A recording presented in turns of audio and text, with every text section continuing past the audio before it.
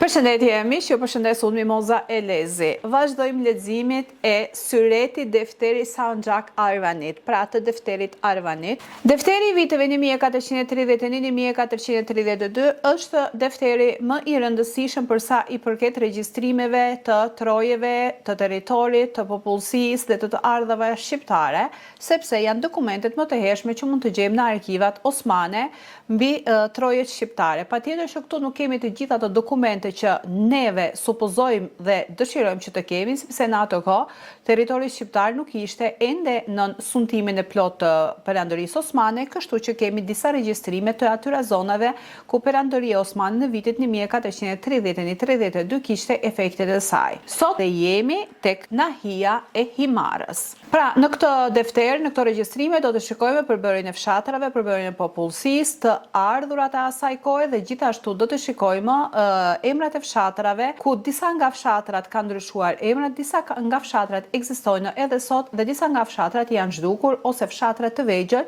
për arsye të ndryshme ekonomiko-politike të asaj kohe edhe janë bashkuar dhe janë bërë një fshat i vetëm. Para se të filloj leximin dhe përshkrimin se çfarë shkruhet në defterin Arvanitas mbi zonën e Himarës, dua të theksoj se programet e mia, temë të tilla, pra përkthime dhe lexime të dokumenteve, shfaqen çdo të mërkurë dhe çdo të shtunë në kanalin tim në YouTube në orën 10 të mëngjesit. Falenderoj nga zemra të gjithë ato miq të cilët më përkrajnë duke shpërndar videot dhe shpresoj që të kemi edhe nga ato të cilat më përkrajnë financiarisht, nëse do të kemi një edhe nga shqiptarët biznesmen të cilët do të financojnë që të nxjerrë të gjitha dokumentet që mbahen në arkivat e Turqisë. Me aq sa mundësi të kam, se nuk nxirren të gjitha, se janë miliona dokumenta.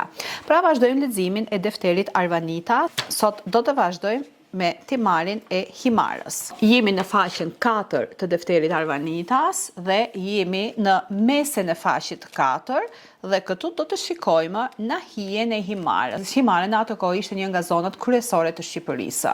Për sa i përket regjistrimeve mbi nahien e Himarës, janë më të kufizuara se sa në nahitë pra në zonat e tjera. Kjo ndodh sepse Himara ishte një zonë malore dhe kjo e bënte më të vështirë perandorinë osmane që ta kontrollonte Himarën, se siç e kam theksuar edhe në programet e mëparshme, kemi disa zona malore, fshatra malore, të cilët nuk janë regjistruar, sepse ato mund të ishin fshatra të vegjël ose nga që ishin shumë fshatra malore dhe perandorisë osmane nuk i interesonte që të humbiste kohën në male. Le të fillojmë leximin e nahisë së Himarës, ku jemi në faqen 4 të defterit Arvanitas, jemi në paragrafin D. Nahia e Himarës. Qendra e Himarës kishte 20 rënjë ylli, 117 shtëpi, 5 gra të veja, 12 beqar. Të ardhurat e qendrës së Himarës ishin 11.370 akçe. Çdo shtëpi në ato kohë supozohej 5 frymë, kështu që duke shumëzuar 117 shtëpi me 5 frymë, këtu dilnin afërsisht 600 frymë vetëm në qendër të Himarës. Disa nga fshatrat e Himarës, të cilët janë të regjistruar në defterin Arvanitas, ishin këto: fshati Balasa, i cili kishte 35 shtëpi, kishte 2 gra të veja, 4 beqar. Të ardhat totale ishin 2166 akçe. Ishte fshati Vuno, që kishte 22 shtëpi, 2 beqarë, të ardhurat ishin 1460 akçe. Ishte fshati Belovoda, kishte 2 shtëpi, 1 grua të ve dhe të ardhurat ishin 136. Ishte fshati Istevan Netler. Ky fshat kishte 20 shtëpi, 10 gra të veja, 3 beqarë, të ardhurat ishin 1640. Ishte fshati Kavallar Lishi, që kishte 7 shtëpi, 1 grua të ve, të ardhat ishin 511. Ishte fshati Rufjani, që kishte 10 shtëpi, 2 gra të veja, 1 beqar, të ardhurat totale ishin 757. Ishte fshati Selca, me 5 shtëpi, 1 grua të ve, të ardhurat ishin 351 akçe. Ishte fshati Shalsi, me 4 shtëpi, të ardhurat ishin 305 akçe.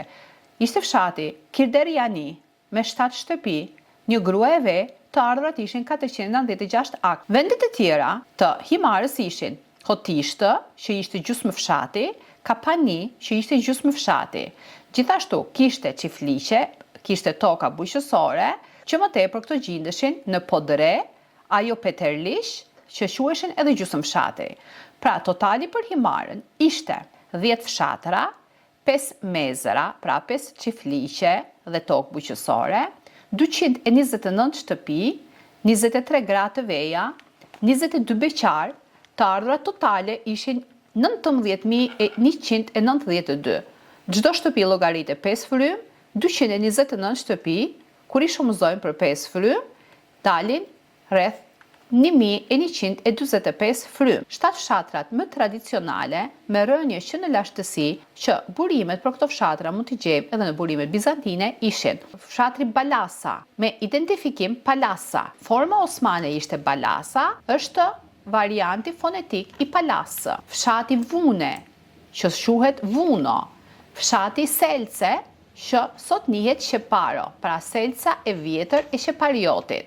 Fshatrat me identifikim të mundshëm, pra 100% jo të sigurtë. Janë fshatat Belovode, mund të lidhet me një vend banim të zhdukur në territorin midis Palasë dhe Vunos. Është fshati i quajtur i Stefanetler, që ndoshta është një lagje, një vend banim i lidhur me komunitetin e Shën Stefanit. Mund të jetë mikrotoponim kishtar. Është fshati Kavalaridiç, që mund të lidhet me mikrotoponin e zhdukur lokale. Fshati Rufani, që mund të jetë një variant i vjetër emri, ose i një lagje, ose ky fshat pra mund ta ketë marrë emrin edhe nga një familje fisnike që mund të titullojë në ato kohë Rufani. Fshati Shalsi mund të jetë variant i hershëm i një vendbanimi të zhdukur në zonë. Fshati Kilderiani, vendbanim i zhdukur ose emër familjar që identifikonte një lagje. Vendbanimet të vogla dhe toka bujqësore sezonale gjindeshin në hotishte që mund të lidhet me dhërmin ose një mikrozonë pranë tij. Ishte gjithashtu toka bujqësore ekonomike sezonale gjindeshin edhe në kapani, pa toka të vogla, vendbanim i vogël i përkohshëm, pra mund të jetë sezonal. Ajo Petriliç lidhet me një toponim kishtar të Shën Pjetrit, ndërsa Boldre dhe Padad janë ato zona ku zakonisht kishin tokë pune, kullota ose vendbanime sezonale, pra fshatra jo të plota, po mund të ishin e si tip stanesh. Ky defteri Arvanitas, tregon se rreth shekullit të 15, sezona e Himarës në ato vite kishte 229 familje dhe kishte shumë të veja. Shkaku i grave të veja ishin konfliktet dhe mërgimi, pra kur themi konfliktet, mund të themi edhe gjakmarrjet që kanë qenë bërë tradit për zonat të ndryshme të Shqipërisë që nga jugu deri në veri. Këto e shohim qartë edhe në kanunet, po të lexojmë kanunin e Laburisë, kanunin e Legdukagjinit, kanunin e Lumës, kanunin e Gjakovës, kanunin e Dibrës, etj. Këto do të shikojmë shumë qartë se sa shumë flitet dhe përshkruhet, sidomos gjakmarrja, hasmëria, që ka qenë një nga shkaqet kryesore, duke përjashtuar situatën e asaj kohe ku djemt merreshin dhe dërgoheshin si ushtar në radhët e perandorisë osmane, por gjakmarrja dhe mërgimi gjithashtu ishte një nga faktet kryesore që ndikonte në boshatisjen e fshatrave. Është një problem i tillë që po jetojmë edhe sot. Në defteret osmane të shekullit të 15 dhe 16, sidomos në zonën e Himarës, nuk shfaqen biemra familjar në forme moderne të sotshme, por në ato kohë theksoheshin i biri i filanit, filani i biri i filanit. Në kërkime dhe shpalosjen e dokumenteve të vjetra mbi zonën e Himarës, janë disa emra familjare të shpeshta që hasim në këto dokumente, sidomos në zonën e Himarës, në Dhërmi, në Palas dhe zonat e tjera që përmendëm më sipër. Emrat shumë të zakonshëm që rastisin në defterin e shekullit të 16 janë këto: Gjon, Gjin, Gjok, Kond, Jorgo, Pali, Andrea, Nika, Nikola, Kristo e tjerë. Sot me emra të tilla ne rastisën shumë familje që e mbajnë si mbiemra. Për shembull, Legzhini, Gjoka Qerazi, Petri Dhima, Nikola Kostas, Kristo Dhima, e tjerë. Me shpalosjen e dokumentave dhe leximin e këtyre të dhënave, duke parë edhe emrat që janë përdorur në atë kohë, shohim qartë identitetin e popullsisë që jetonte në këto zona, emrat e personave që banonin në këto zona dhe gjuha që ato flisnin, siç theksohet edhe në defterin Arvanitas, që populli i kësaj zone fliste gjuhën arvanitase shqipe, pra është një dëshmi e plotë që këto zona banoheshin nga shqiptarët. Por patjetër që përveç shqiptarëve, në disa zona dhe kufi rreth e rreth, siç shkruhet edhe në defter, rastisim edhe emra të tjerë, por ato janë shumë të paktë, disa emra grek, disa emra slav dhe emra të tjerë, por që përbëjnë një pakisë shumë të vogël. Në zonën e Himarës janë gjetur mbetje prehistorike dhe ilire. që tregojnë se vendbanimi ka pasur aktivitet njerëzor që nga periudha e bronzit dhe epoka antike rreth 2500 vite para erës sonë. Ka prova të vendbanimeve ilire dhe greke të hershme përgjatë Bregdetit, duke përfshirë kështjella dhe fortesa që datojnë nga periudha antike. Përmbledhjet e datimit të epokave që tregojnë lashtësinë e Himarës janë këto: epoka e bronzit, pra antike e hershme. Burimet dhe dëshmia janë gjetjet arkeologjike. Datimi i tyre është përdorimi i hershëm i zonës bregdetare. Periudha iliro-helenistike. Burimet dhe dëshmia janë bishkrimet dhe kështjellat. Vlera për datimin e Himarës janë vendbanimi i organizuar iliro-grek. Periudha mesjetare, bizantine dhe veneciane. Burimet dhe dëshmiat janë dokumentet dhe hartat. Vlera për datimin e Himarës janë pjesë e rrjetit bregdetar mesjetar. Periudha e shekullit të 16 janë burimet dhe dëshmitë që gjenden në defterin Osman, pra defterin Arvanitas.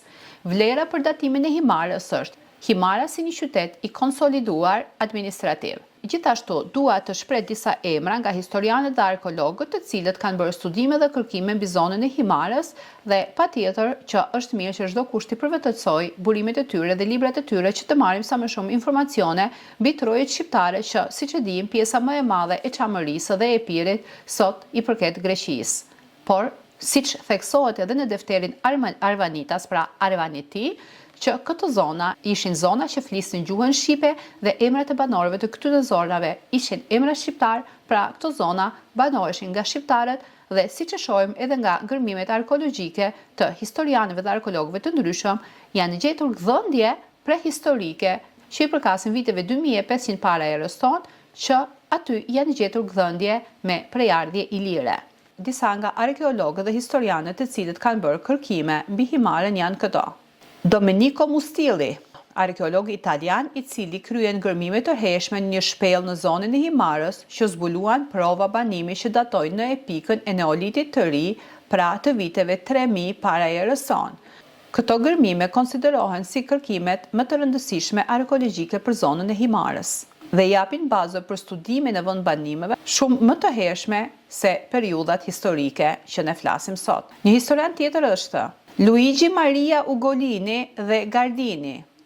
Luigi Maria Ugolini dhe bashkëpunëtorët e tij, për shembull si Gardini, identifikuan shpellat dhe vendbanimet të hershme që tregojnë për banimet në periudha shumë të hershme. Karen Francis dhe Beskobi, autorët të tikullit A Preliminary Investigation of the Prehistoric Cave Sites in Southern Albania, që përshkruan humultime arkeologjike në shpellat e Himarës dhe jugut të Shqipërisë. Artikulli paraqet evidencë stratigrafike të banimit në zona që daton në periudha prahistorike, për të periudhës klasike apo romake.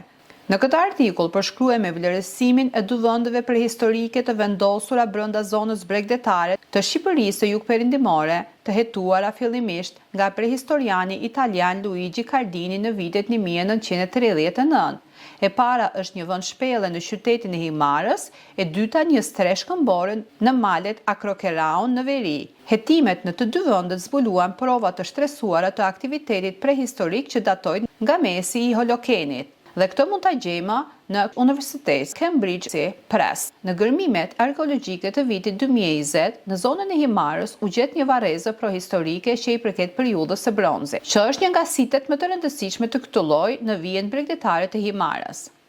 Studimet arkeologjike tregojnë që në Himarë gjendeshin 2-3 kala, pra fortesa të vogla që shërbenin për vëzhgimin dhe mbrojtjen e qytetit. Këto ishin kalaja kryesore e Himarës. Pozicioni i saj është kodra mbi qytetet ilirike, greko-romako-mesjetare dhe është përdorur për mbrojtjen e qytetit. Një fortesë tjetër e rëndësishme e Himarës ishte fortesa e Livadhit, që gjendej në gjirin e Livadhit në kohën antiko-bizantine, ishte kala e vogël për mbikëqyrje për vëzhgim pra. Një nga fortesat tjera kryesore të Himarës ishte fortesa e Gjipe. Kjo gjendej pak kilometra në jug të Himarës. I përket kohës mesjetare, dhe ishte vendmbrojtje për rrugët tokësore përdorur deri në shekullin 19. Ajo që ka mbetur një nga kryesorët është kalaja e Himarës, pra kalaja e qytetit të vjetër, Castle of Himara. Pra kalaja e Himarës është ndërtuar në majë të Kodrës, ku nga aty vëzhgohet qartë të Bregdeti dhe i përket periudhës ilire. Kjo kala shërbente për mbrojtjen e qytetit, për vëzhgimin e rrugës tokësore dhe rrugës së detit, për të mbrojtur vendin nga sulmet dhe rreziqet që mund të vishin, sidomos nga rruga detare. Gjithashtu këto shënime gjenden edhe në faqen zyrtare të Bashkisë së Himarës. Gjithashtu mbi historinë e Himarës dhe mbi kalanë e Himarës ka bërë kërkime dhe përshkrime dhe historiani grek Yanis Panzanopoulos, në shënimet e të cilët shikojmë edhe përshkrime historike dhe referenca bibliografike mbi Himara. Duke bërë shpalosjen e defterit Arvanitas me shënime të viteve 1431-1432, shfaqja për ju zonën e Himarës, fshatrat e Himarës, popullsinë e Himarës dhe një përmbledhje të shkurtër historiko-gjeografike, duke dhënë dhe burimet e historianëve të cilët mund t'i kërkoni, mund t'i zbuloni, mund t'i lexoni dhe mund t'i shfaqni dhe ato. Faleminderit për ndjekjen dhe mirupafshim në programit tjetër ku do të vazhdojmë me nahin e Belgradit, pra të Beratit, sepse Berati në kohën osmane quhej Belgradi i Shqipërisë. Pra do t'i shikojmë siç kanë theksuar nahi, zona, pjesë dhe timare. Ato që do të jenë programe shumë të shkurtra, edhe do t'i bashkoj t'i bëj 2-3 timare të përbashkëta, por ato të cilat mund të përbëjnë një pjesë që mund të zgjasin një program 10 deri në 15 minuta, do t'i bëj programa të ndara. Se e di që programet të zgjata nuk i ndjek asnjëri dhe njerëzit kërkojnë sa më shumë informacion, burime të shkurtra. Pra faleminderit dhe mirupafshim në programin tjetër.